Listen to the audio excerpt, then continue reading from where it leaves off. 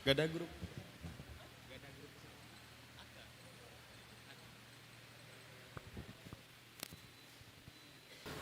Assalamualaikum warahmatullahi wabarakatuh. Bismillah, alhamdulillah, wassalatu wassalamu ala rasulillah Sayyidina wa maulana Muhammad ibni Abdillah wa ala alihi wa sahbihi wa mawalah. Amma ba'da, hadatil kiram yang kami muliakan, segenap para alim, para ulama, para habaib, para kiai, wabil khusus dumateng keluarga besar Pondok Kikil, wa nakhusu bidzikri dumateng Gus Hamam dan sekeluarga. Semoga oleh Allah senantiasa diberi kesehatan, diberi umur yang panjang fi taatillah. Dan yang kami hormati para peserta, para pejuang cinta yang mungkin cintanya belum terbalas, tetaplah berdoa kepada Sang Pencipta agar kamu mendapatkan jodoh yang pantas. Semoga teman-teman yang hadir di sini oleh Allah segera diberikan kelancaran dalam segala urusan, diberi kelancaran dalam ilmunya, semoga diberi ilmu yang manfaat, dan juga semoga mendapatkan jodoh yang bermartabat. Niki ciri-ciri generasi Z niku kados ngeten Gus Pak Chandra. Ciri-ciri generasi Z itu kados ngeten. Mereka ketika didoakan semoga ilmu manfaat nggak pakai amin. Mboten pakai kobul. Jangan amin. Itu ada bahaya itu. Nggak pakai kobul, nggak pakai mendoakan, nggak pakai semangat amine. Tapi bahasan didoakan semoga jodohnya tepat. Ini amini banter. Mereka tuh lebih mementingkan jodoh daripada persoalan ilmu. Nah, ini harus perlu diwaspadai untuk generasi-generasi muda ya, panjenengan semua. Para hadirin hadirat, alhamdulillah saya bisa membersamai kalian yang kedua kalinya. Semoga pertemuan ini bisa dijadikan sebuah ladang barokah manfaat untuk kita semua. Langsung saja terkait masalah media sosial ya. Kalau dalam istilah Arabnya adalah mubtadi atau newcomers atau sebuah pembaharuan atau variasi baru yang memang menyerang pada era sekarang. Dan saya tidak bisa mengatakan apakah media sosial ini berdampak buruk pada kita semua. Saya tidak bisa mengatakan itu. Bahkan saya merumuskan media sosial itu ya ibarat seperti halnya mata pisau. Alias panjenengan dalam bermedia sosial, petugas pelaksana ini bisa mengarahkan kepada perkara yang baik ataupun bisa mengarahkan kepada yang buruk ya. Kalau ditanya apakah kita sebagai santri, sebagai orang-orang yang memang berteguh agama yang baik, apakah boleh kita bermedia sosial atau mengikuti zaman? Maka jawab saya boleh-boleh saja ya. Seperti halnya dawuhnya Sayyidina Ali yang mengatakan muwafaqatun nas fi kulli syai'in ma'ada al-ma'asi. Kita boleh kok mengikuti segala aspek sesuatu yang ada di sekitar kita, termasuk itu budaya, termasuk kekinian, termasuk adanya globalisasi, otomatisasi atau digitalisasi, kita boleh menggunakan. Yang penting syaratnya selama penggunaan itu jangan sampai ada unsur maksiat di dalamnya. Nah ini yang bahaya. Maka apa yang panjenengan bawa, apa yang panjenengan gunakan saat ini perlu diperhatikan. Jangan sampai penggunaan media yang jenengan pegang ini malah berasar atau berdampak pada sesuatu yang negatif atau bahkan sifatnya provokatif. Itu naudzubillah.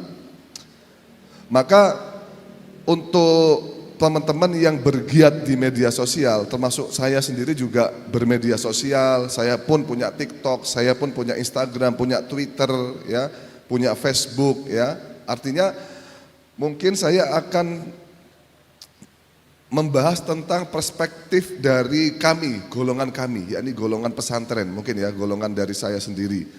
Kalau untuk profesional segi jurnalis, beliau sudah memaparkan yang sangat luar biasa. Mungkin ini perspektif kami, perspektif daripada pondok pesantren.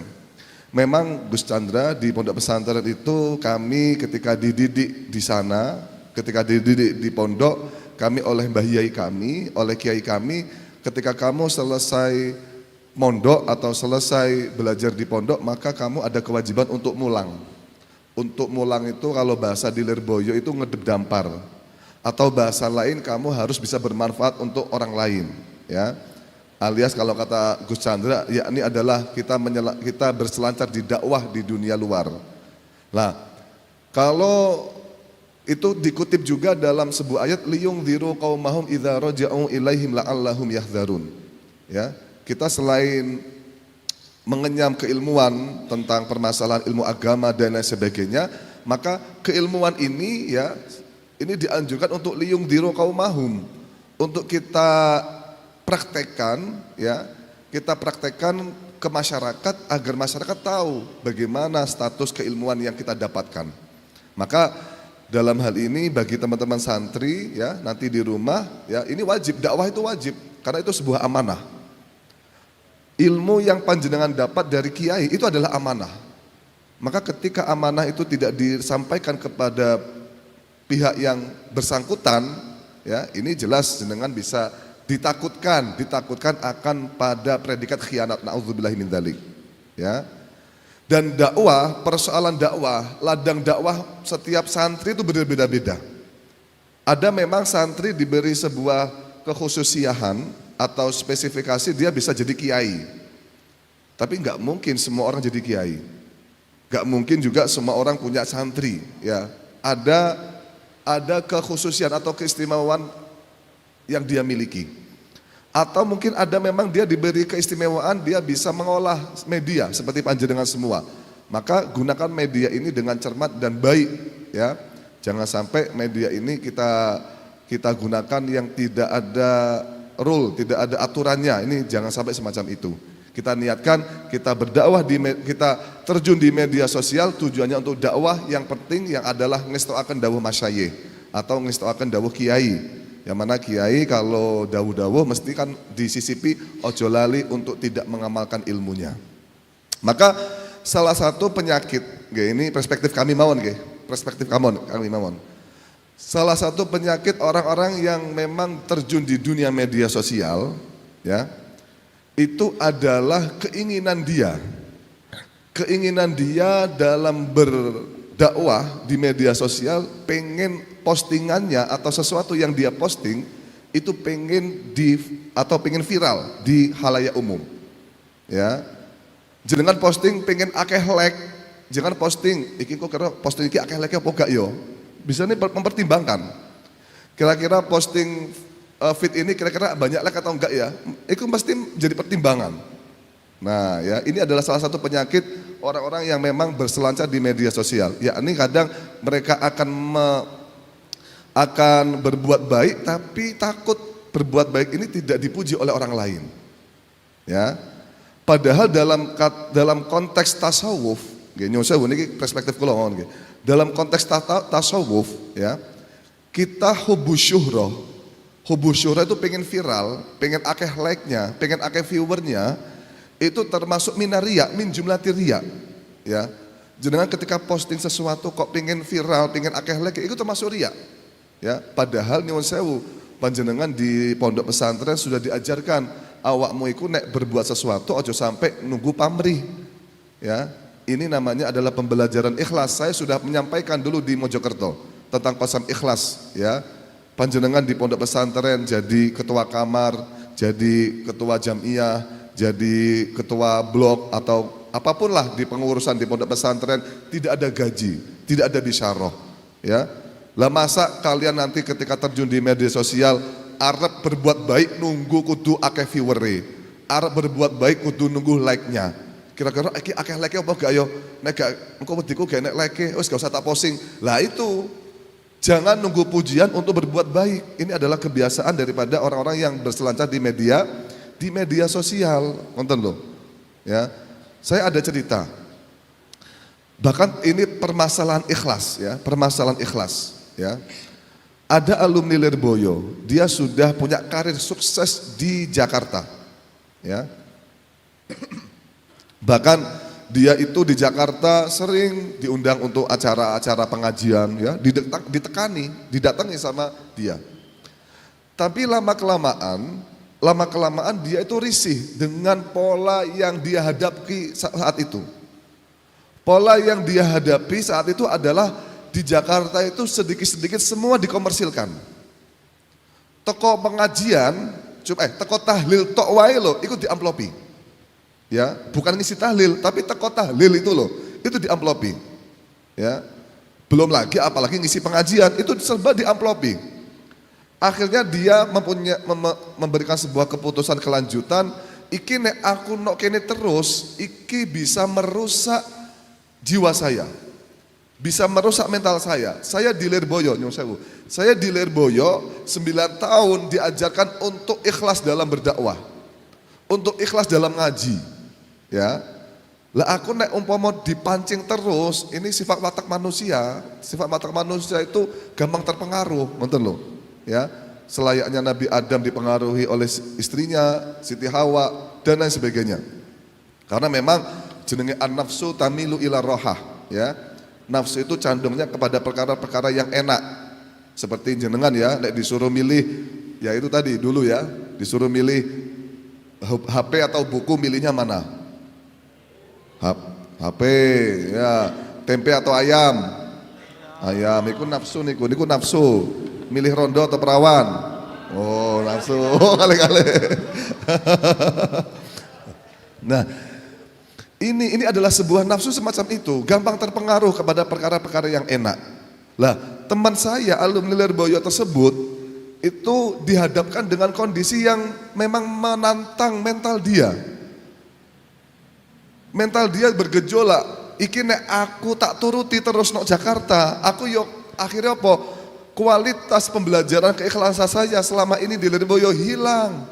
Akhirnya apa? Engkau Siti ketika diundang nek gen amplop dia nesu ngonten akhirnya mentalnya kena. Padahal selama ini kula teng Lirboyo kiambake dawuh. Kula teng Lirboyo, kula diutus kiai saya.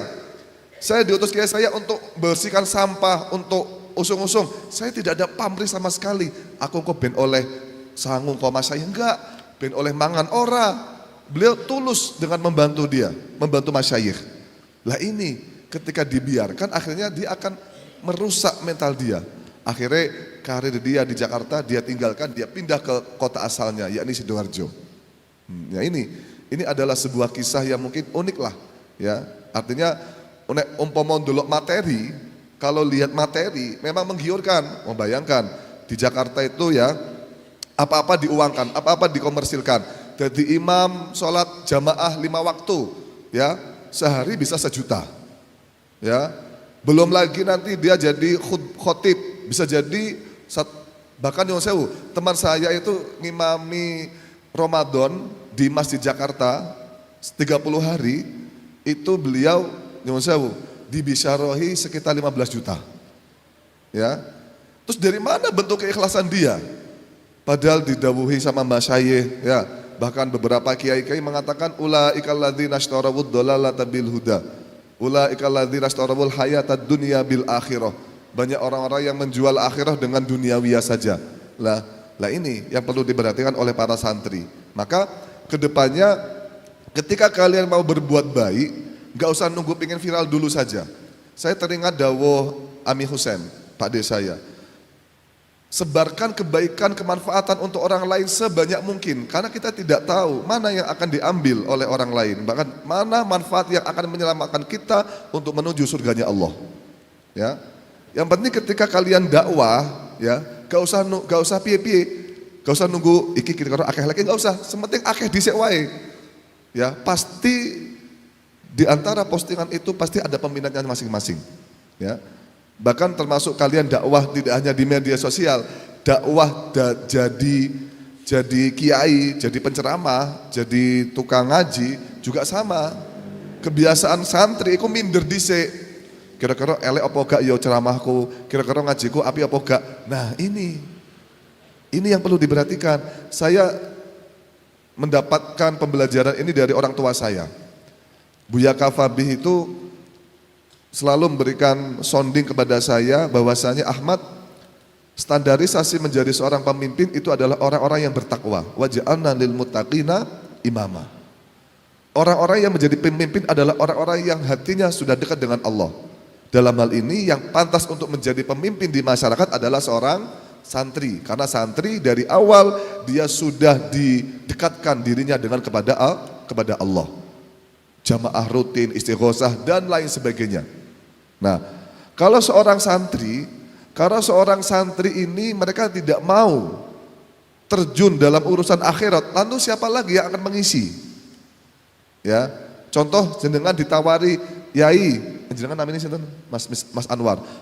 Mas Anwar niki wonten khutbah atau ceramah di acara Rojabiyah atau acara Isra Mi'raj. Maaf, bukan sama nggih. Rojabiyahan, ya. Mas Anwar merasa, aduh saya iso boga, boten pun. Lah, ya. Ini yang bahaya. Kalau yang mengisi bukan dari kalangan santri, lalu siapa lagi? Karena memang kapasitas atau kredibilitas untuk urusan akhirat itu ya seorang santri. Yang tahu tentang masalah makalah agama, yang tahu tentang masalah dalil-dalil Quran, fasih dan tidaknya dan isi, ya seorang santri. Contoh saja ya, secara analogi gampangnya, jenengan punya anak sakit. Anak sakit tersebut dibawa ke dokter. Jadi dokter, wes aku gak iso. Lah terus nang sopo? Masa nang tukang las? Masa nang tukang bangunan? Yang ora. Anak sakit dibawa ke dokter. Sama untuk urusan tahlil, ngimami tahlil, ceramah, iku ya seorang santri, ngoten lho, ya. Termasuk juga seorang santri, alumni pondok pesantren ketika diamanahi untuk nyuwuk, tahu nyuwuk enggak? Itu harus mau. Sampai didatangi sama masyarakat. Yai, Ustadz, saya minta doanya semoga anak saya sembuh atau anak saya kejinan minta sembuh. Ojo ditolak, diiyani dhisik, masalah sing nyembuhkan dan tidaknya itu Gusti Allah. Masalah sembuh dan tidaknya itu Gusti Allah. Seperti sama mengiyakan dulu. Karena apa? Daripada dia masyarakat tersebut kado mempercayai alumni pesantren, kok alumni pesantren enggak mau, wedine malah moro nongone dukun. Lah, malah musyrik. Wedine dukun iku malah yang tidak ada pondasi agama, malah jalure ke masalah setan. Itu sing bahaya. Ya. Bahkan saya pernah cerita juga mungkin ya tentang permasalahan hal ini, masalah suwuk menyuwuk, ya. Ada alumni Lirboyo. Ini mungkin sudah saya sering ceritakan juga di beberapa kesempatan. Ada alumni Lirboyo didatangi sama wanita tunasusila atau bahasa lain PSK. Ya, waktu itu alumni Lirboyo namanya Mas Misbah lah, nggak masalah lah, alumni Mas Misbah. Contoh, ya, dia ketika pulang didawuhi sama Mbah Yai, sama Mas Syayikh, Misbah, awakmu nek mulih ojo lali yo ngedep dampar, ojo nolak ngaji, ojo nolak sing jenenge tawaran daripada masyarakat, amanah daripada masyarakat. Didhawuhi koyok ngono, santri kudu sami'na wa atokna. Nggih Yai, ya. Jadi salah satu istimewanya santri ini mempunyai pola ketika didhawuhi apapun oleh kiainya, nggih, enggak boleh. Lah Yai pripun enggak boleh. Itu enggak boleh kayak gitu. Itu bukan pola santri. Pola santri harus manut, ya, harus manut. Nah, kemudian Mas Misbah itu tadi di rumah dia mendapat amanah dari kiainya, akhirnya apa? Akhirnya beliau dakwah seperti biasa.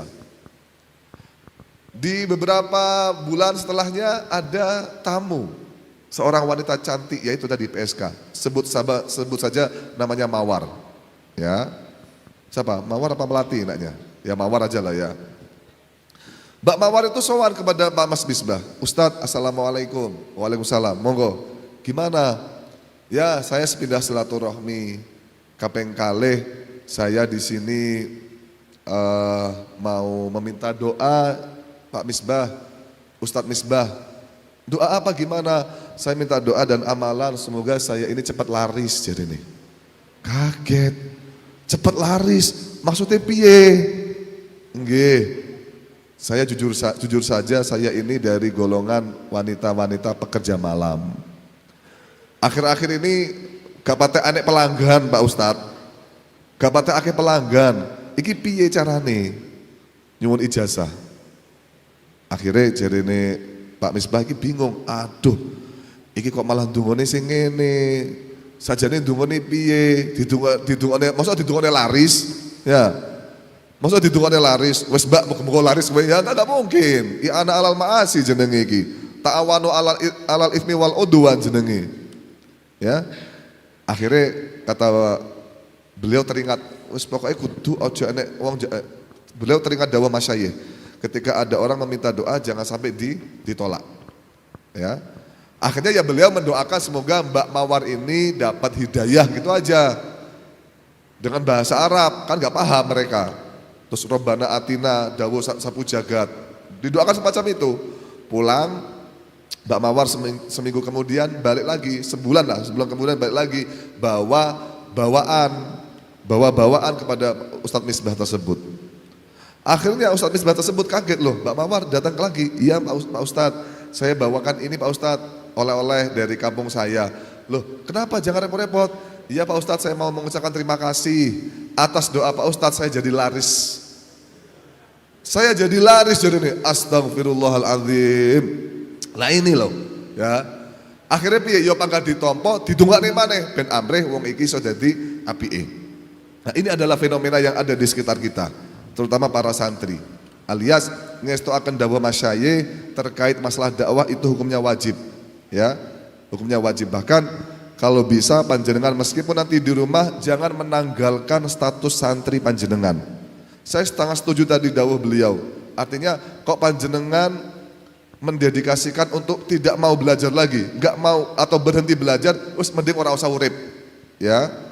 Karena status manusia itu ya statusnya selama seumur hidup dia harus belajar.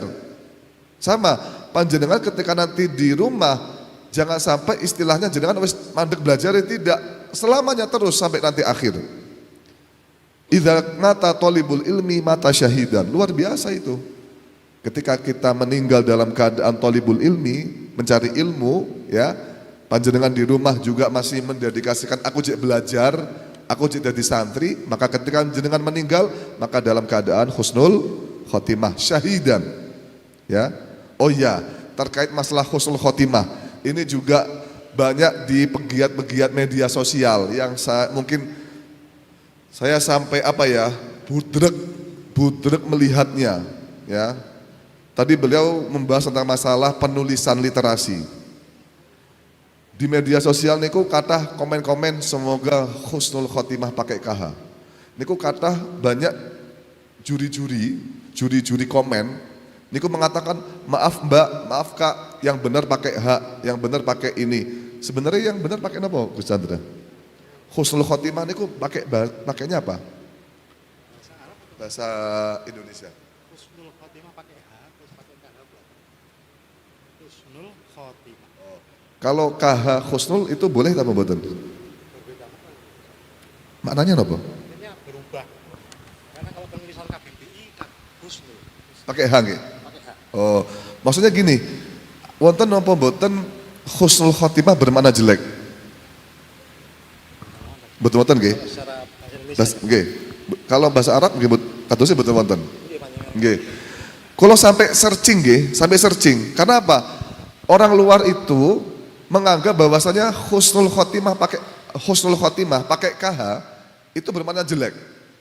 Persepsi orang luar itu semacam itu. Tak goleki sampai nonggon kamus. Mosok KH berarti kok nggih? Husnul khotimah. Maka husnul itu mosok maknanya jelek. Sing ada husnun sin itu bermakna apa ya? Bacin itu, ya. Nek pakai sin tidak ada yang bermakna jelek itu. Yang bermakna jelek itu adanya apa? Su'ul khotimah, ngoten lho. Lah ini juga geram saya di media sosial semacam itu. Banyak orang yang bahasane nek kasare sok tahu ngoten lho. Akhirnya menjadi hakim, jadi ustadz dadakan. Ngomong, sekarang ngenten mawon.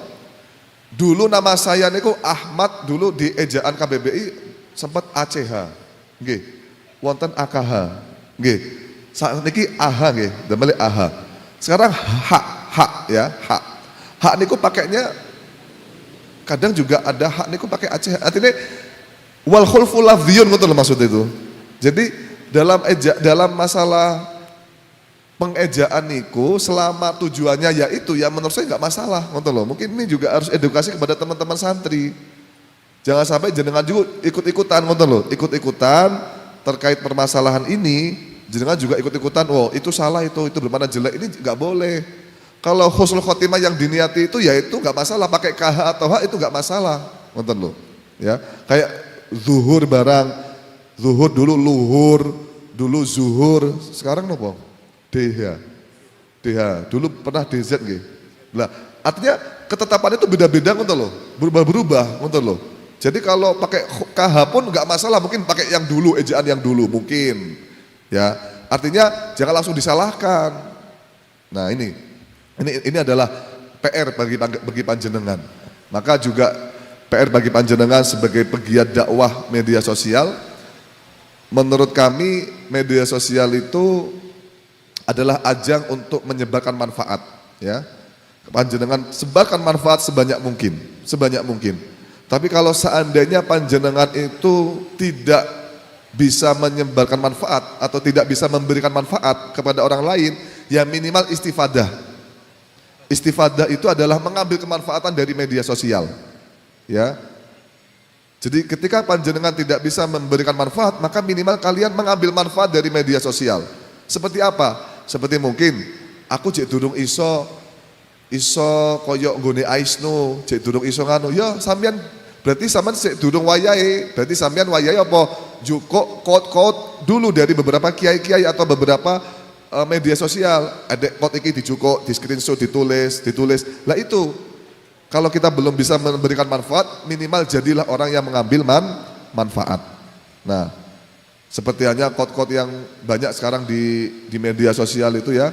Sekarang apalagi generasi Z ini mereka lebih senang pada sebuah quote atau sebuah postingan yang di situ estetik, ya. Bahkan saya itu aneh, mereka itu dengan dawuh Mbah Yai Sepuh, dawuh le mempengo, nek ngaji sing rekoso, itu biasanya gak patut diperhati nih. Dawuh kayak gitu karena biasa, gak terlalu estetik jari ini, ya. Maksudnya gak patut di screenshot lah bahasanya, gak patut di anu. Tapi ketika dawuhnya orang lain dengan kata-kata jangan berharap sukses kalau tidak rela yang namanya proses, langsung diketik, di screenshot, di guys status. Padahal kan podo wae, ngoten lho. Ya. Sekarang zaman sekarang kok kayak gitu. Maka mungkin juga PR panjenengan, ketika panjenengan itu dapat makalah-makalah dari pondok kiai, ya, nggak apa-apa jenengan posting serilnya, ngoten lho. Maksudnya serilnya itu dalam artian ya dawuh kuwi ya kuwi sing ditampilkan, jangan dirubah, ya, jangan dirubah. Itu namanya nukil dalam konsep hadis itu semacam itu, dalam makalah semacam itu. Ataupun nyuwun sewu, ataupun ketika jenengan dapat dapat kesimpulan dari mauidhahnya kiai, jenengan dapat kesimpulan dari mauidhahnya kiai, tapi jenengan lupa tadi kiai dawuh apa, maka jenengan jangan langsung memberikan iki dari atau jenengan engkei quote ya. Ini etika dalam masalah keilmuan ya, sanad lo ya, etika sanad. Contoh jenengan hadir di sebuah pengajian, enek kiai dawuh ngene, tapi jenengan lali, persis kata-katanya lali. Akhirnya jenengan mencoba untuk merangkum kata-kata tersebut untuk disampaikan di media sosial. Maka ketika jenengan lupa betul isi daripada isi perkata daripada kiai itu, jangan langsung disarikan atau dinisbatkan kepada kiai itu, jangan. Langsung kata kiai jangan. Ini dikutip dari sebagian mauidhah atau makalah dari kiai ini. Gitu aja. Dikutip dari sebagian makalah atau mauidhah kiai ini. Ketika panjenengan menampilkannya itu tidak pas dengan dawuh kiai, ya. Contoh enek kiai dawuh ngono, wah iki asik iki nek dibuat quote iki. Quote-nya setidaknya tadi kiai tadi memberikan sebuah mauidhah pencerahan awake dhewe nek sing jenenge kena musibah atau sing jenenge kena masalah, ojo putus asa, terus berlanjut, kita terus melangkah. Akhirnya jenengan damel quote atau damel postingan Agar menarik ya, bahasanya kita perlu terjatuh untuk melangkah lebih jauh. Hal ini disarikan atau terinspirasi dari dawuhnya, nah, kayak gitu ngoten loh. Tapi jangan sampai dawuh tersebut dinisbatkan langsung kepada kiai. Iku padha wae karo jenengan ngutip hadis dengan rubah terus dengan sandarkan kepada dawuhnya Kanjeng Nabi, iku nggak boleh. Ngoten loh. Ya. Contoh kan Kanjeng Nabi dawuh thalabul ilmi fardhatun ala kulli muslim. Contoh nggih dawuhe ngoten. Terus dengan rubah kata-katanya estetik, terus dengan sandarkan kepada Kanjeng Nabi, itu nggak boleh, ya. Bukan makolatul hadis itu jangan namanya. Ya perlu harus dipelajari dengan fenomena yang semacam ini. Maka panjenengan dalam berdakwah di media sosial harus semangat ya. Thalabul ilmi itu harus semangat. Seperti halnya kata Syekh Zarnuji ya, mu'alif daripada kitab Ta'limut Ta'alim, salah satu syarat orang mencari ilmu atau orang yang sedang belajar termasuk di media sosial harus dua ya, al-jiddu sama himmatul aliyah ya. Jiddu itu bersungguh-sungguh, rekoso ya, termasuk rekoso dalam segala hal, termasuk dari Jember ke sini, Banyuwangi ke sini rekoso, nggak masalah, itu adalah proses dari mencari ilmu, nggak masalah ngoten lho, ojo disesali ya. Termasuk rekoso dalam masalah nyun sewu ya, akomodasi atau transportasi nggak masalah ya, karena itu maharnya dari ilmu. Semakin panjenengan rekoso golek ilmu, akan semakin kokoh pula ilmu yang kalian dapatkan ya. Saya teringat saya dulu pernah mondok di Kaliwungu, Mbah Dimyati ya, Mbah Dimyati Kaliwungu. Saya mondok di sana itu santrinya masih 500 orang. Tapi WC, kamar mandi WC itu cuma ada 4 bilik ya, 500 orang WC-nya cuma 4. Bayangkan itu piye, ya gak usah dibayangin lah, nyapa bayangne WC, gak usah ya. Ini akhirnya pengurus itu lapor kepada Mbah Yai Dimyati, Mbah Yai, santri sudah banyak 400 orang ya, santri sudah banyak 400 orang. Ini bagaimana kalau seumpama kita bangun lagi fasilitas kamar mandi, WC ya. Kalau kamar mandi mereka pakai ini loh, apa namanya, kolam kolam. Ada ya, paham ya kolam ya. Kayak di pondok-pondok sudah banyak lah, kayak adusan yang ngonton ya, biasanya pakai sarung tok ngonton nggih. Lah niku. Mbah Yai Dimyati didhawuhi ngonton, bukan didhawuhi, disowani ngonton, beliau dawuh, ya wis ngene iki jenenge wong mondok. Wong mondok iku kangelan ya. Nek ora jenenge golek ilmu ku kangelan. Nek ora kangelan jenenge ora mondok. Nah, ini dawuh beliau. Ini dawuh beliau ya. Tapi saya sedikit mentafsiri ya, bukan anu ya. Sedikit mentafsiri dawuh beliau sebenarnya gini. Nek WC-ne papat, awakmu sebagai santri Al-Fadlu ya, Kaliwungu ya, nek gak pengen sering-sering nang WC, ya berarti ojo akeh kakean mangan. Nek awakmu kakean mangan, iku bakalan sering nang WC. Sebab apa? Nek kakean mangan, iku iso dadekne wong iku males, ngoten lho. Ya, di kitab taklim kan ada. Sebab wong males iku gara-gara kakean mangan. Bahkan ada cerita lagi ini ya. Ada kiai yang mondokkan anak ke sebuah pesantren. Ada kiai yang mondokkan anak di sebuah pesantren. Kiai itu ketika anaknya mondok kan ada namanya utlah atau liburan ya, liburan. Pas liburan anaknya pulang ke rumah. Wajarnya orang tua ketika anaknya pulang itu ditakoki piye le nadhomane. Gitu enggak sampean? Ya, piye le pelajarane, nduk pelajarane piye? Ditakoki ngoten. Tapi tidak dengan kiai itu. Kiai itu tanya kepada anaknya, "Le, mohon maaf, taimu sak piro gedene pas mondok wingi?" Nakokne apa? Tai. Ngerti tai enggak? Enggak ngerti searching sampean. Nah, nakokne tai coba. "Le, awakmu mondok nok kono, selama mondok taimu sak piro gedene?" Dijawab kali anaknya, "Sak menten, Bah." Didukani, dimarahin sama orang tuanya. "Awakmu mondok mangan ae, didukani we. balik maneh. Kok sampai taimu pancet, ojo balik omah awakmu. Ya. Terus balik maneh, sakpir balik maneh liburan ke depannya ditanyai lagi sama orang tuanya. Sakpiro gede taimu? Sak menten Mbah, wis berkurang. Cik gede, balik maneh. Kon balik maneh mondok, ojo liburan nang omah. Ya.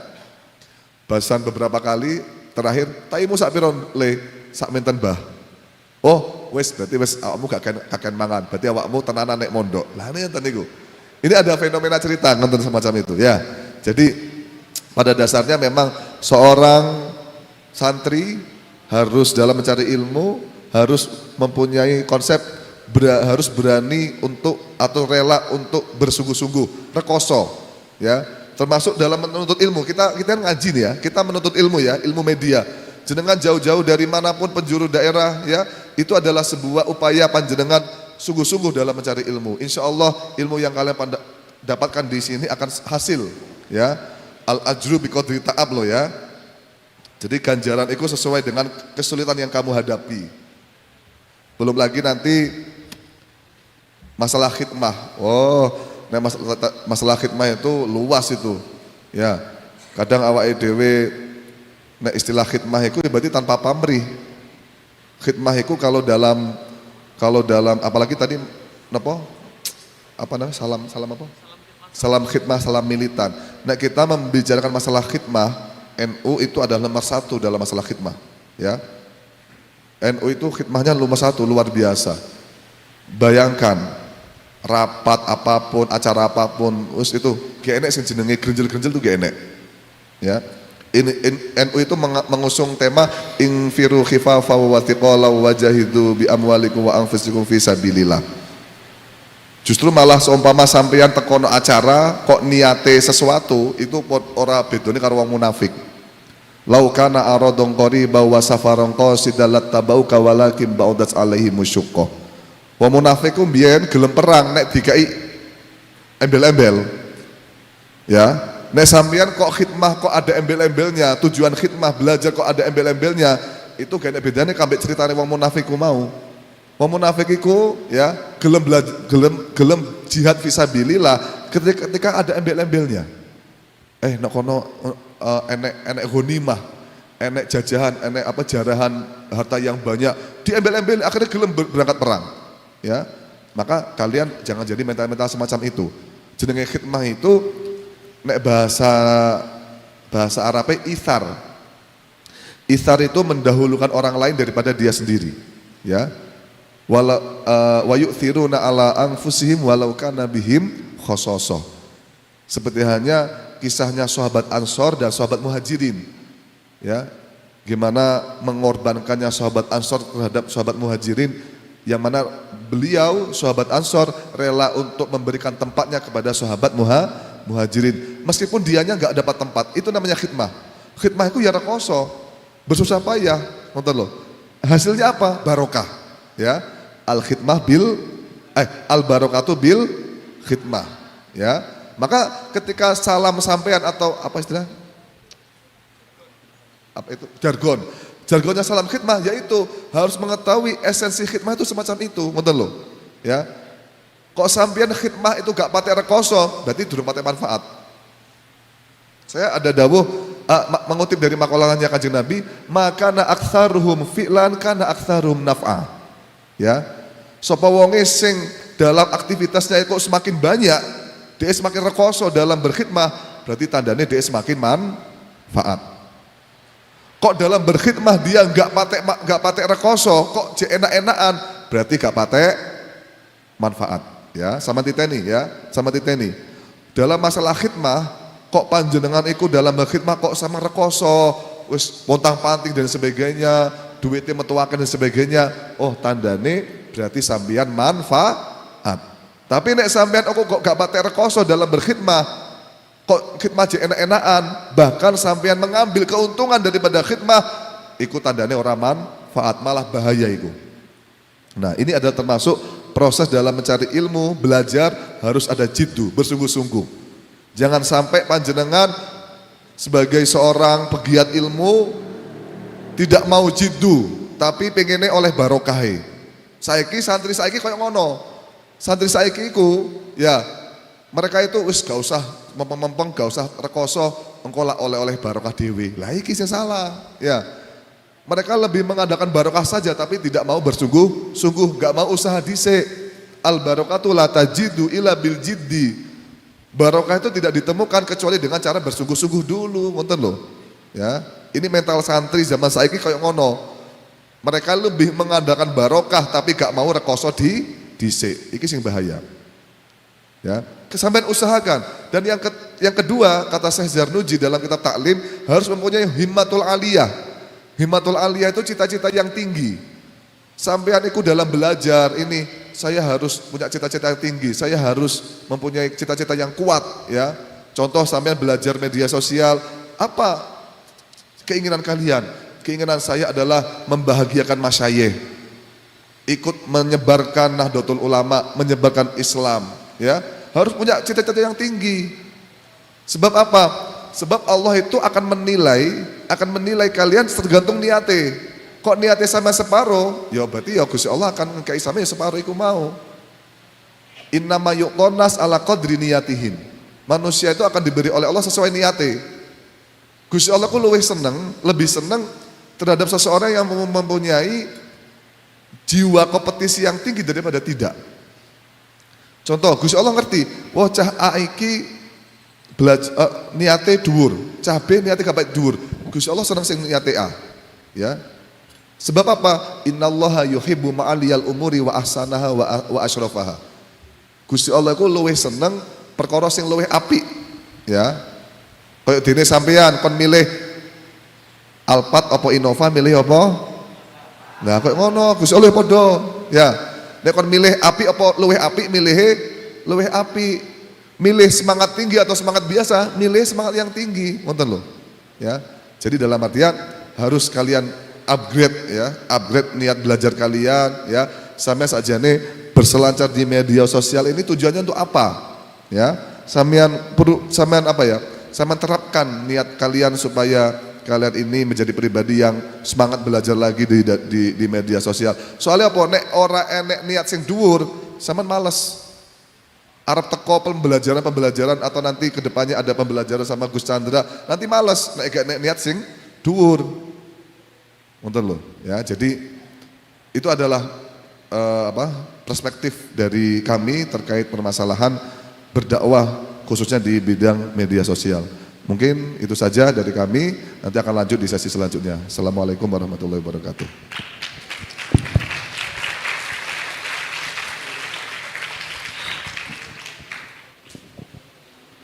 Baik, masih semangat? Media Polda Jatim. Nama saya Abgi Surya Pratama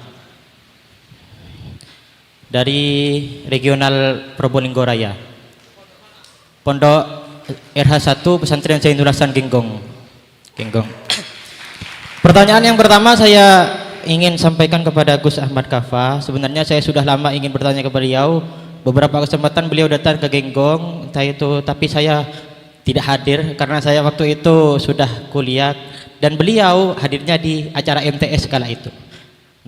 Pada kesempatan kali ini pertanyaan yang pertama disampaikan kepada beliau tentang melihat banyaknya pondok pesantren yang ingin mengembangkan medianya terlepas dari pondok-pondok besar yang tentunya sudah masyhur. Kami sebagai pondok kecil juga ingin masyhur gitu dalam perkontenan masalah tentang keislaman atau tentang apa. Nah, tadi didahulukan bahwasannya jenengan itu konten-konten itu harus ikhlas, tidak ria. Nah, sekarang kita menghadapi perkembangan zaman, kita sebagai anak pesantren harusnya juga mengikuti perkembangan zaman. Contohnya agar konten kita tertarik, kita harus mengikuti tren-tren TikTok. Yang mana tren TikTok itu yang viralnya itu cuman yang sekedar hiburan-hiburan kayak cewek cantik joget cantik gitu. Nah, kita sebagai pesantren karena ingin viral, kita mengambil santriwati yang cantik dijadikan konten agar video kita viral. Mau tidak mau seperti itu dakwanya sekarang, Bos. Karena kalau orang-orang masyarakat sekarang tidak dipancing dengan hal itu, ya konten-konten pesantren akan seperti biasa begitu. Apa itu termasuk apa maksiat atau gimana atau subaria gitu. Gitu. Pertanyaan kepada Gus Ahmad Ghaffar. Untuk pertanyaan kedua kepada Gus Chandra. Pondok kami itu terkenal dengan bukan terkenal sih, tapi santri-santrinya itu tergiur dengan sastra semua gitu. Bahkan ada kita bikin acara di perkamar itu di pondok kita namanya acara muhadharah untuk mengembangkan bakat-bakat santri mengenai sastra, entah itu puisi, terus sastra menulis ini, terus teater, itu mereka banyak peminatnya. Akan tetapi kami selama ini cuman mengontenkan tentang mengontenkan tentang video estetik tentang muhadharah itu.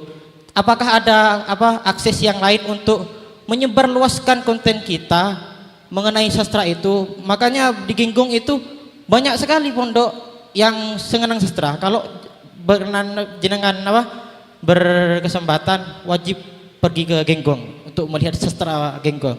Karena Genggong itu kulturnya sama sastranya itu bagus banget menurut saya. Dan dari situ saya ingin mengembangkan sastra itu untuk tidak hanya dinikmati oleh orang-orang pesantren.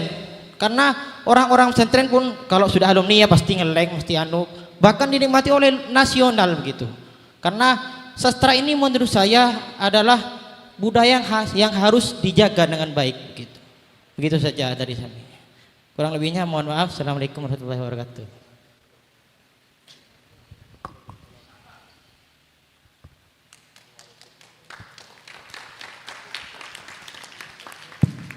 Waalaikumsalam warahmatullahi wabarakatuh. Ini untuk pertanyaan yang pertama, yaitu ini kepada Gus Ahmad. Bagaimana kita yang di pesantren berusaha menjawab tantangan zaman, akan tetapi membungkusnya dengan lebih rapi, yakni seperti sekarang untuk mendatangkan viewers itu harus menggunakan orang-orang good looking ya bahasanya. Jadi apakah boleh nih sebenarnya ada toleransikah ketika kita santri yang ingin juga eksis dakwah kita agar dapat oleh masyarakat menggunakan umpan santri putri untuk memancing konten agar viral seperti itu? Benar seperti itu ya? Kayaknya yang saya tangkap seperti itu. Oke. Mungkin ini dijawab dulu nih. Monggo. Baik, terima kasih pertanyaannya, bagus juga. Kadang ketika kita mempunyai media sosial, tentunya tujuan kita mempunyai media sosial diantaranya supaya kita dikenal oleh masyarakat umum. Ya, kita punya akun Instagram pondok, akun ini, media ini, ya supaya tujuannya supaya kita dilihat, ngerti kan? Dilihat oleh pembaca kita, konsumen kita. Tapi di sisi lain ketika kita ditabrakkan dengan perspektif tasawuf ya terkait masalah kesetiaan dakwah kita, maka ini akan menjadi pertentangan yang mungkin sedikit menarik untuk diperdebatkan. Ya. Apa mana nek masalah tasawuf yo sembarang kalir angel abot ya. Tasawuf itu sampai bahkan ya orang-orang tasawuf itu diantaranya ketika dia mendapatkan nikmat di dunia itu mereka itu malah sedih. Nah ini perspektif orang tasawuf itu ketika dia mendapatkan nikmat di dunia itu mereka tuh sedih. Kenapa sedih? Karena takut akan mengurangi nikmat dia di akhirat. Ibarat Gusti Allah itu memberikan nikmat kepada seseorang itu 100. Kok nikmatin dunia itu 80, berarti sisanya berapa? 20. Lah kok ngono, itu perspektif tasawuf. Akhirnya apa? Padahal nek perspektif syariat kan nek oleh nikmat adewe kudu bersyukur, seneng nonton loh, ya. Maka upaya ini yang tadi saya sampaikan, ini adalah upaya untuk panjenengan supaya jangan terlalu memikirkan perihal viewer saja atau masalah viral saja. Akhirnya apa? Akhirnya kalian akan terhambat untuk berbuat baik. Orang itu akan berbuat baik terhambat gara-gara pengen iki kira-kira terkenal apa enggak, viral apa enggak. Akhirnya apa? arah berbuat baik saja ada pertimbangan. Nah ini, ya. Artinya apa? Jenengan ketika pengen berbuat baik ya nggak usah nunggu iki viral atau gak iki kung anu, nggak usah. Wes penting posting saja. Ngonten loh. Itu maksud saya semacam itu satu. Yang kedua, ketika panjenengan kok mengikuti zaman, pengen viral sehingga apa? Menabrakkan pola itu dengan syariat, akhirnya malah nggak boleh. Contoh ya, goro-goro pengen viral, akhirnya konten TikToknya atau sound TikToknya itu sing ngeres, sing buka jagung itu loh, ngerti nggak sampean? Nggak ngerti ya? Atau apa? Sing berkonotasi jelek lah, mungkin ada ya, kayak mungkin hamil duluan, ya, tapi kontennya TikTok pesantren, lah kan nggak, ini eman jeneng pesantren sampean, nonton loh. Makanya kan tadi dikatakan kata dari kutipan sahabat Ali, ma'ada al-ma'asi, nonton loh, atau dalam yang lain maluk ma yukhalif asyar'ah, selama tidak melanggar terhadap tantangan syariat. Nah ini juga PR buat panjenengan. Seringkali saya melihat di beberapa media sosial itu hanya untuk mengambil viewer atau mengambil simpatisan masyarakat, terutama atas nama pondok pesantren. Mereka itu menjual bahasanya, ya, menjual dengan konten negatif, yakni ya mungkin santri putri ini terlalu diumbar teman-teman, ya, terus gaya-gaya joget-joget dan sebagainya. Ini kan termasuk sesuatu yang kurang pantas. Akhirnya menyebabkan mar'ah daripada pondok pesantren tersebut itu turun. Jadi makanya nggak apa-apa sampean itu mengikuti zaman viral. Yang penting harus ada batasan-batasannya. Ya. Baik, terima kasih. Menyambung apa yang disampaikan Gus Ahmad Kaffa. Saya pernah Gus, ketika belum musimnya Gus Miftah, saya kira-kira semahal itulah. Saya semahal itu. Saya merasakan masuk TV, keluar masuk TV itu sudah sering dulu Gus. Membawa pulang uang ratusan juta itu biasa Gus. Loh saestu. Oleh karena itu saya belajar dan panjenengan semua belajar. Enggak ada enak-enaknya Gus. Ya.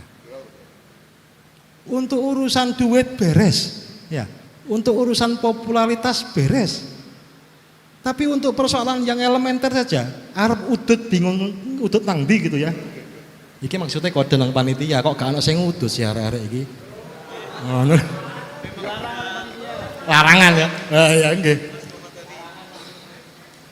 Persoalan-persoalan begitu saja yang menjadikan saya bukan diri saya. Karena manusia itu, panjenengan nanti insya Allah ngalami, manusia itu akan seketika berubah ketika dipegangi mic.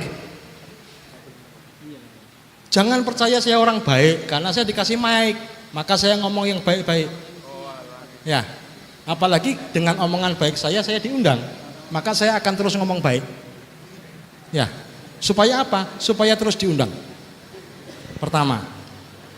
Yang kedua, orang itu akan seketika berubah ketika ada kamera. Ya, dia akan menjadi orang lain. Maka ketika panjenengan masih bisa menjadi dirimu sendiri, ketika dibedai macam apapun tidak menjadikan itu topeng, berubah dari dirimu sendiri, maka panjenengan berhasil. Mau di medan laga apapun berhasil.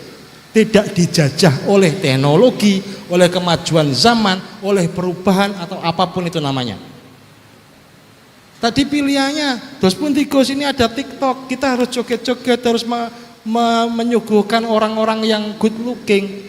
Mas, ada banyak pilihan panggung yang tidak harus begitu. Apa iya harus TikTok? Siapa yang mewajibkan harus TikTok? Ada pilihan yang lain. Tapi TikTok ini viewersnya paling gede Gus. Oke. Jenengan mau jadi followers, orang yang mengikuti apa maunya TikTok, atau jenengan mau bikin TikTok sendiri? Ayo dong bikin gerakan TikTok pesantren.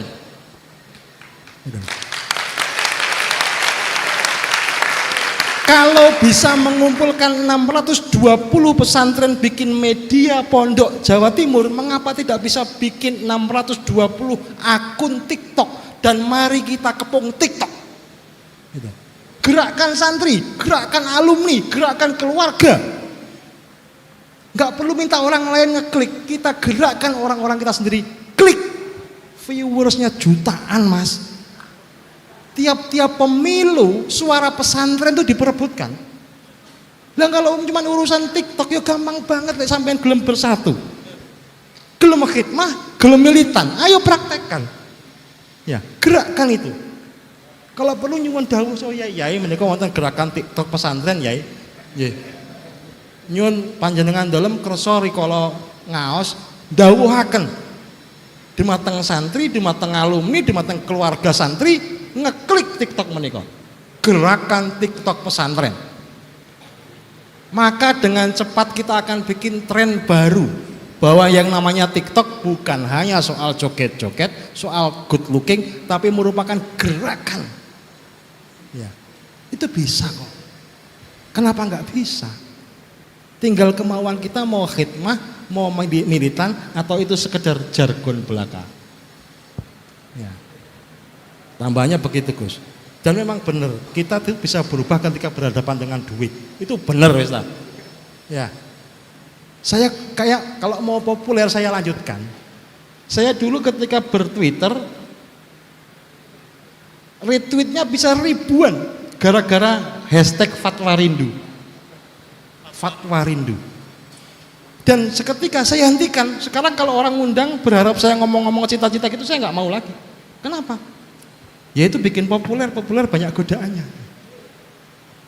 Contoh Fatwa Rindu ya. Jika cinta itu bahagia, mengapa rindu itu derita? Lepak. Ngono iku dikuwoto ngakeh, Gus.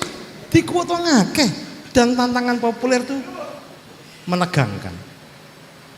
Cinta itu luka, rindu itu perihnya. Itu kuat-kuat aja. Tidak bicara soal berita, tidak bicara soal features, sudah pada kemampuan ekonomi kata-kata, kata-kata yang sangat sedikit bisa berhasil melampaui puisi. Engkau bagai udara, walaupun aku tersengal, akan kuhirup seluruhnya. Dek, prak, ya. Itu kemampuan mengolah kata dan itu menghipnotis. Dan gara-gara itu saya diundang di banyak televisi. Tapi kemudian saya tinggalkan begitu saja, nggak masalah. Saya sudah 3 tahun ini tidak menerbitkan buku sama sekali. Padahal biasanya 1 tahun minimal 2 buku. Saya sudah menerbitkan antara 16 sampai 17 buku dalam beberapa tahun. Penerbit Arus Besar, penerbit Kompas, Gramedia, Mizan, sampai nagih-nagih, sampai ngejar-ngejar. Saya nggak mau dikejar. Ya. Kenapa? Karena ketika berhadapan dengan popularitas, kita berhadapan pada tantangan kehilangan dirimu sendiri. Dan itu tantangan bagi siapapun. Ya. Oleh karena itu, ketika panjenengan menetapkan diri hidup sebagai santri, sebagai jalan hidupmu, jangan sampai kehilangan itu. Tadi dari teman dari Genggong mengatakan semangat bersastranya tinggi Gus, kira-kira begitu ya.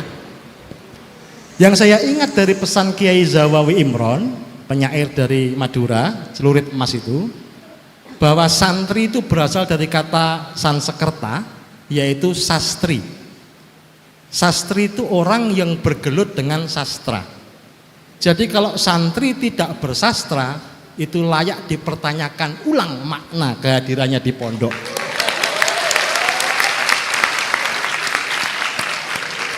Nah, suatu ketika seorang Gus Dur pernah ditanya oleh seorang santri, Gus, kula niku nulis puisi kok gagal terus nggih Gus. Jawaban Gus Dur itu merupakan pertanyaan. Lah sampean wis tahu patah hati tak durung? Belum, Gus. Ya gak kira iso nulis puisi sampean. Ya. Dibutuhkan patah hati dalam makna yang seluas-luasnya. Bukan hanya tentang cinta insaniah. Kalau kita bicara tasawuf bahkan cinta ilahiyah.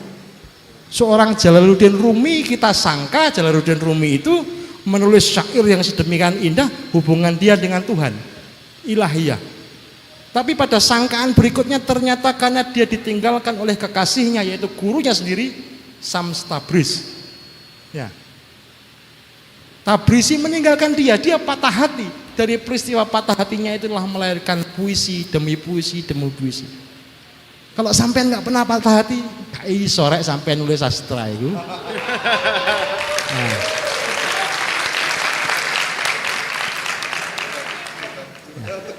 Aku patah hati berkali-kali.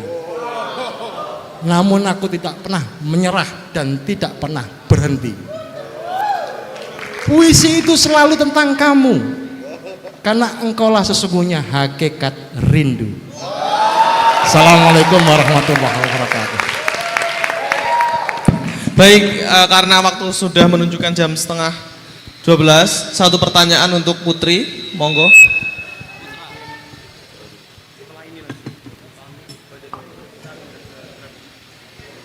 Monggo yang depan itu, Mbak yang pakai kacamata merah. Yang kacamata.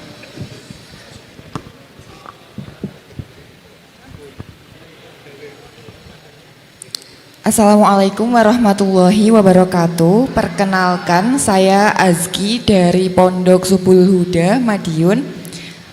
Pertanyaan yang pertama adalah kebetulan saat ini, kebetulan saat ini saya bekerja di startup dan juga beberapa kali ikut komunitas-komunitas yang memang cenderung di situ itu ada isu-isu liberalisme.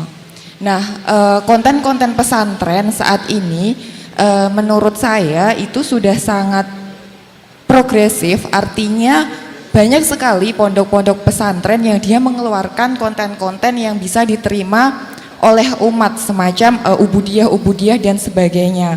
Nah, yang ingin saya tanyakan, apabila misalnya kita ingin membuat platform medsos tapi pasarnya adalah untuk mengedukasi kembali orang-orang yang tadi sudah terlanjur kena isu-isu liberal, tapi isu-isu liberal tapi dari yang sifatnya itu edukasi bersanad. Kira-kira mulainya dari mana dan kira-kira apakah memungkinkan jika isu-isu seperti itu kita selesaikan atau kita dorong pembahasannya melalui sosial media. Terima kasih. Wassalamualaikum warahmatullahi wabarakatuh.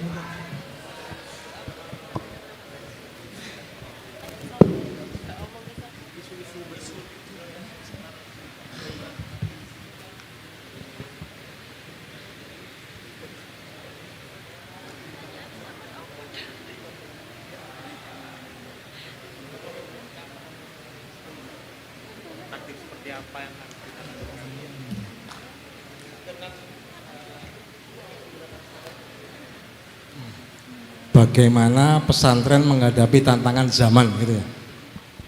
Spesifiknya nih Gus, kan sekarang banyak sekali pemuda-pemuda atau kalangan kita yang kena isu liberalisme Gus.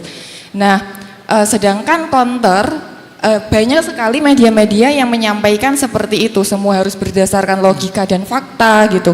Sedangkan memang ada beberapa hal itu yang tidak bisa dibuktikan secara seperti itu. Tapi sekarang belum ada media sosial yang bisa mengcounter hal tersebut gitu Gus. Nah, kira-kira kalau hal seperti itu kan yang bisa mengcounter adalah media-media yang bersanad. Nah, kira-kira apa yang bisa dilakukan oleh pesantren untuk ikut berkontribusi terhadap isu-isu tersebut agar balik ke tengah gitu Gus. Terima kasih. Ya, oke. manusia itu setidaknya memiliki dua instrumen untuk bergaul, untuk berinteraksi dengan sesamanya. Instrumen yang pertama disebut akal. Instrumen yang kedua disebut hati. Tapi lek arek-arek sing senengane apa iku mempermainkan hati perempuan itu ya. Kamu ini punya jantung tapi nggak punya hati. Waduh. Ngaten nggih Gus. Ada akal, ada hati. Nah, teman-teman yang sekarang suka dengan liberalisme atau apapun itu namanya, itu seringkali hanya menonjolkan akal. Maka ketika diajak berdebat, senang. Beradu argumen, senang. Bahkan sampai ke wilayah-wilayah privat, fisik, wah suka dia. Apakah kita mau head to head, perang akal saja, silahkan. Tapi yang membedakan antara masyarakat pesantren dengan masyarakat non pesantren adalah sentuhan hati. Yang membedakan ustadz dalam definisi orang kebanyakan dengan kiai pesantren itu sentuhan hati. Maka kalau lagunya Ari Lasso gimana? Sentuhlah dia tepat di hatinya. Ya. Cara komunikasinya dibenahi, Mbak. Tidak perlu selalu harus beradu argumen. Silakan berdebat pakai narasi apapun dengan sumber-sumber pesanat, silakan. Tapi seringkali akun sosial media seseorang itu di-follow atau disukai karena hatinya cocok. Maka berilah sentuhan-sentuhan yang bisa mengena hatinya. Kalau head to head cuman adu keras kepala saja. Tapi kalau heart to heart itu adu lembutan hati. Pilih mana antara head to head sama heart to heart. Ya. Pendekatan heart to heart itulah yang lebih sering berhasil digunakan untuk kerja dakwah. Ya. Kisah yang tadi seorang pelacur datang ke kiai itu populer di mana-mana. Habib Umar Semarang juga mengatakan cerita yang kurang lebih sama. Dibiarkan yang mohon maaf melacur tetap melacur, dibiarkan dalam tanda kutip ya, sing maling dijarno maling dan seterusnya. Lewat depan rumah Habib Umar cuman diwiling, jok lali sholawat yo, nggih Bib, jok lali bismillah, nggih Bib. Lama-lama tersentuh hatinya dan bisa insaf dan bisa menjadi pribadi yang lebih baik. Kira-kira begitu. Terima kasih. Wassalamualaikum warahmatullahi wabarakatuh. Saya teringat tadi heart to heart ya. Ada sebuah ungkapan yang mengatakan, yang pernah saya sampaikan ke Mas Ulin juga ya. Mangkola bil kolbi dakhola fil kolbi. Siapa orang yang berbicara dengan hati, dia akan masuk ke dalam hati. Maka untuk mengatasi liberalisme ini memang belum ada. Yang sering itu malah mengatasi radikalisme. Termasuk akun Lerboyo, Pondok Pesantren Lerboyo itu semuanya beberapa akun-akun di bawah nama Lerboyo ini selalu memberikan postingan untuk mengkonter radikalisme, bukan liberalisme. Karena menurut pengetahuan kami, sikap liberalisme itu cenderung dahulu awalnya memang timbul dari golongan kita. Seperti ya banyak tokoh liberal yang dari golongan NU itu banyak sekali. Bahkan liberal yang bukan dari NU baru-baru ini ya.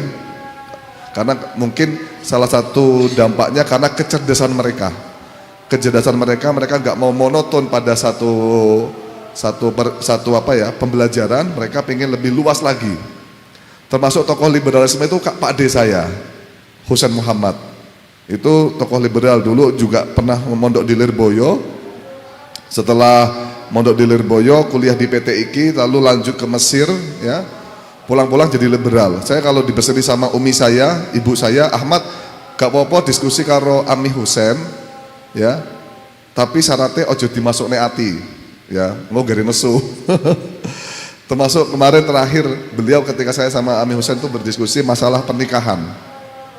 Menurut beliau pernikahan itu sunnatul hayah, termasuk tradisi kehidupan. Bukan termasuk ibadah menurut beliau. Karena apa? Kalau nikah potensi ibadah berarti semua agama mempunyai potensi untuk mempunyai predikat tersebut. Ya. Akhirnya ya saya bingung toh. Terus ngenten Ami Husain. Nggih, saya manggilnya Ami ya, Pak. Ngenten Ami Husain. Predikat pernikahan itu memang kalau seandainya pernikahan itu tidak didasari lillah, dia mungkin tidak akan bisa menjadi predikat ibadah. Maka dalam hadis yang mengatakan man nakaha lillah wa ankaha lillah faqad istahaqqa wilayatullah. Berarti kan sekarang ini untuk mengkonter dalil tersebut, untuk mengkonter orang itu nikah bukan karena lillahi ta'ala. Mungkin nikah karena gaya-gayaan atau gengsi atau karena gimana. Lah itu yang perlu diwaspadai. Tapi ketika nikah itu jenengan niati lillahi ta'ala, maka ada potensi ibadah di dalam pernikahan tersebut. Ya, bukan sunatul hayah lagi. Ya, ya, memang tradisi kehidupan, tapi memang untuk bisa ada potensi ibadahnya itu. Nah, liberal ini menurut kami tidak bisa dilepas atau dipisahkan dari golongan kita. Karena apa? Ya rata-rata wong liberal itu dari golongan kita karena saking cerdasnya mereka lebih leluasa untuk berpikir. Bagaimana mengkonternya? Kalau kita mengkonter wong liberal, ya akhirnya kok tukaran antara kita dan golongan kita sendiri. Ya caranya piye? Caranya mungkin kalau saya sih ke teman-teman Lirboyo, monggo sampean berpikir kritis liberal, monggo, tapi ojo sampai lali karo Lirboyo. Ya, isi minimal. Dan alhamdulillah Yai Husain Muhammad itu nggak lupa dengan Lirboyo. Beliau ya ke Yai Anwar tetap sungkem, tetap anu. Toh juga wong liberal itu mereka berasumsi orang tapi nggak mau praktek kok. Ya, ngomong oleh makmum perempuan tapi yang nggak dipraktekkan sama Yai Husain, hanya pola pendapat saja. Bahkan Mas Dar Farid itu, Pak Mas Dar itu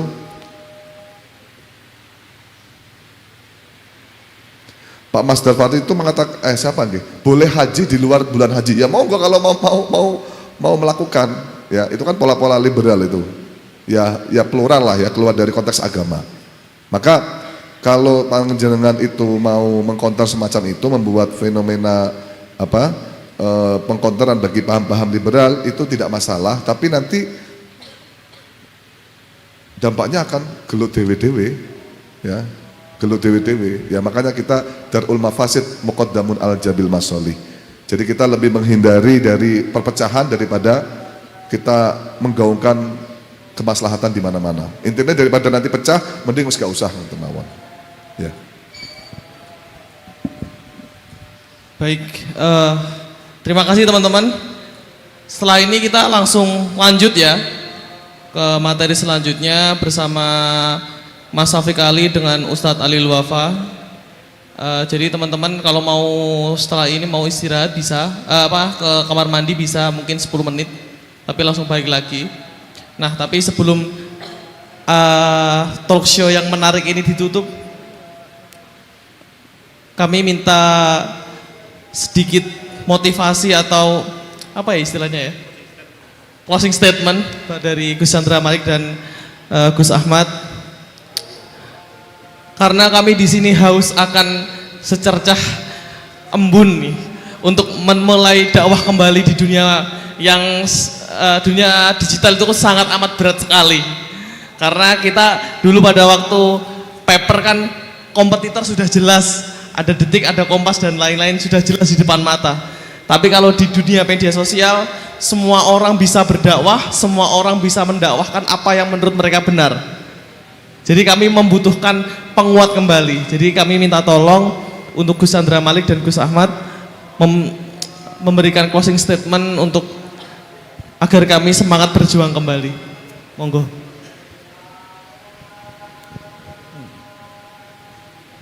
Istilahnya bagus ya, closing statement. Ada kadang-kadang statement terakhir kayak waringon arep mati ya. Ya. Wasiat. Ya.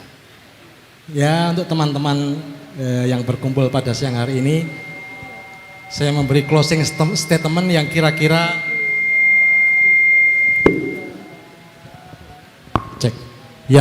bisa di-quote dan diposting ya. Kita dilahirkan untuk sebuah tujuan dan sama-sama menunggu di halte kerinduan. Jika kini kita berjumpa, aku curiga, jangan-jangan inilah cinta. Terima kasih. Assalamualaikum warahmatullahi wabarakatuh. Saya mengutip dari ayat Al-Quran yang di dalam Al-Quran, surat Al-Furqan yang mengatakan wa ibadur rahmanil ladzina yamshuna 'alal ardi hauna. Hamba-hamba Allah yang bersifat Rahman adalah hamba atau mereka yang berjalan di muka bumi dengan keadaan tenang. Maka dalam berdakwah, dalam menghadapi sesuatu itu harus tenang, rileks, jangan terburu-buru, jangan gerusa-gerusu, jalan, jangan berlari. Karena hidup itu perjalanan bukan pelarian. Terima kasih. Assalamualaikum warahmatullahi wabarakatuh.